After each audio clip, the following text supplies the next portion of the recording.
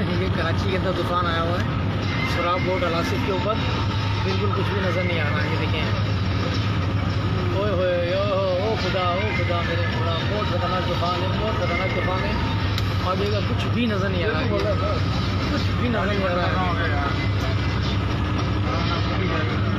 सिर्फ और सिर्फ है ना, ये कार वाला साइड में हो गया है, ये लोग साइडों में होना शुरू हो गए हैं। ये देखो वो आगे भी खड़ा हुआ एक साइड में हो गया। इतना ख़तरनाक तूफ़ान है कि आगे का कुछ भी नज़र नहीं आ रहा है।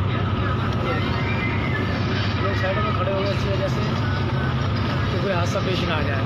ये देखो, सिर्फ आंधी और आंधी तूफ़ान बस। ये देखो लोग ये खड़े हुए, ये लोगों ने अपनी कार रक्शे कारें पार्क कर लिए, साइडों में लगा ली हैं। ये देखो, कचरा उड़ रहा है।